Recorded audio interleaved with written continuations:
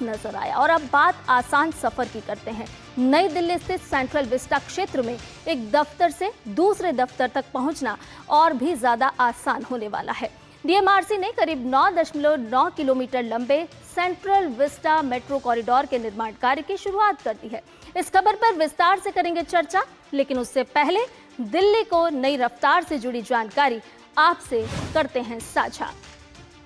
जी हां, दिल्ली को नई रफ्तार मिलेगी। सेंट्रल विस्टा मेट्रो परियोजना की शुरुआत और केंद्रीय सचिवालय बनेगा ट्रिपल इंटरचेंज स्टेशन। जी हां, एक बड़ी और सुखद खबर है जो आपके साथ हम कर रहे हैं साझा, क्योंकि लगातार इस पर काम किया जा रहा है कि कैसे और भी रफ्तार और सुगम सफर बनाया जा सकता है।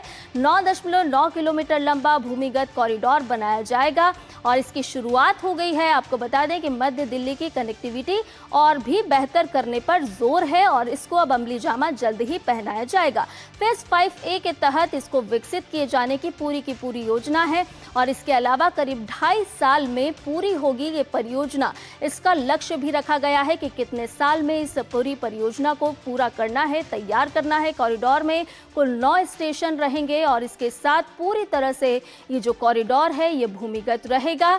स्टेशंस की अगर हम बात करते हैं तो केंद्रीय सचिवालय से इंद्रप्रस्थ तक कनेक्टिविटी यहाँ पर मिलेगी और सेंट्रल विस्टा क्षेत्र को ये आपस में जोड़ता हुआ नजर आएगा कॉरिडोर। दिल्ली को नई रफ्तार, साफ तौर पर ये लक्ष्य रखा गया है और इसके अलावा आपको बता दें कि लाखों यात्रियों को इससे फायदा मिलता हुआ भी नजर आएगा, क्योंकि आपको बता दें कि ये जो क्षेत्र है यहाँ पर दफ्तर कई सारे हैं, यानी कि कई सारे कर्मचारियों की आवाजाही यहाँ पर होती है, कर्मचारियों के आवागमन का यहाँ पर दबाव बना रहता है। केंद्रीय सचिवालय बनेगा triple interchange station.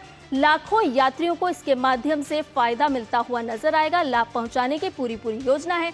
Yellow, violet, magenta line इससे आपस में जुड़ेंगी। इसके अलावा इंडिया गेट क्षेत्र की पहुंच को भी और भी बेहतर बनाया जाएगा ताकि जो है समय कम लगे और आपका जो सफ़र है वो सुगम हो सके, आसान हो सके। सरकारी कार्यालयों तक आवागमन को सुगम बनाना इसका खास तौर पर लक्ष्य रखा गया है। दिल्ली मेट्रो नेटवर्क को एक नया विस्तार देने का काम भी यहाँ पर होता हुआ नजर आ रहा है। नया विस्तार होगा, साथ ही साथ यात्रियों का जो समय है वो भी बचेगा और ट्रैफिक का जो दबाव होता है वो भी घटेगा। इसमें भी साफ तौर पर कमी आती हुई नजर आएगी। इसके साथ ही न्यूज़ पंच में फिलहाल के लिए इतना ही। मुझे और मेरी पूरी टीम को दीजिए इजाजत।